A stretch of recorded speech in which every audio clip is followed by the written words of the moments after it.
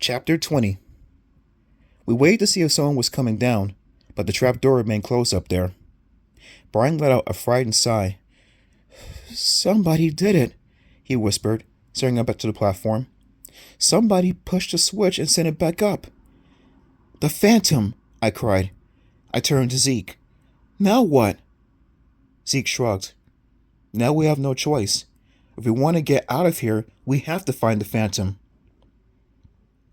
Our circles of yellow light trembled over the floor as we turned and headed back into the tunnel. No one said a word as we followed it around one curve, then another. The floor became soft and muddy. The air grew cooler. I heard a soft chittering sound in the distance. I hoped it wasn't a bat. Brian and I had to hurry to keep up with Zeke. He was taking long strides, his flashlight swinging back and forth in front of him. Suddenly, I heard a low, musical humming. It took me a while to realize it was coming from Zeke. He was humming a tune to himself. "Come on, Zeke, give me a break," I thought. "You've got to be scared. You can't fool me with your little cheerful humming. You are as scared as I am."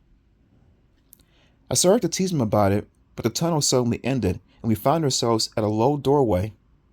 Brian hung back, but Zeke and I stepped up to the door, our flashlights beaming over it. "Anyone in there?" Zeke called in a strange, tiny voice. No reply.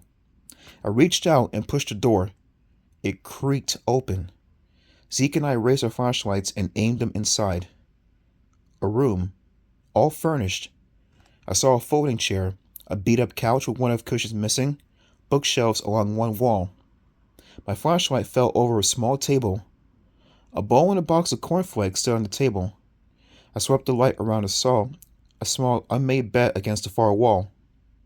Zeke and Brian followed me into the room. Our beams of light slid slowly over every object, every piece of furniture. An old-fashioned record player stood on the low table. A stack of old records was piled beside it. "Do you believe this?" Zeke whispered. A grin spread over his face. "I think we found the Phantom's home," I whispered back. His flashlight tilting in front of him, Brian made his way to the table. He peered down at the cereal bowl. "The Phantom, he was just here," Brian said. "The cereal isn't soggy yet." "This is amazing," I cried. "Someone actually lives down here, way below the—" I stopped because I felt a sneeze coming on, maybe a whole sneezing fit. I tried to hold it in, but I couldn't. I sneezed once, twice, 5 times. "Stop it, Brooke," Brian pleaded. "He'll hear you." "But we want to find him," Zeke reminded Brian. I sneezed 7 times. Then one more for good luck. Finally, I was all sneezed out. "He heard that. I know he did," Brian fretted. His eyes darted around in fear. The door slammed shut. "No!" We all jumped and cried out. My heart leaped to my mouth. Every muscle in my body tied itself in a knot. We turned to stare at the door. Someone had closed it, I knew. It hadn't been blown shut by any wind. Zeke was the first to move.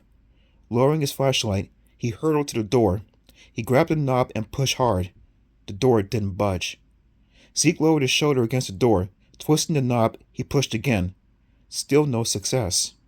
He banged his shoulder against the door, pushed again, strained against the door with all his weight. When he turned back to us, his face revealed his fear for the first time. We're locked in," he said softly.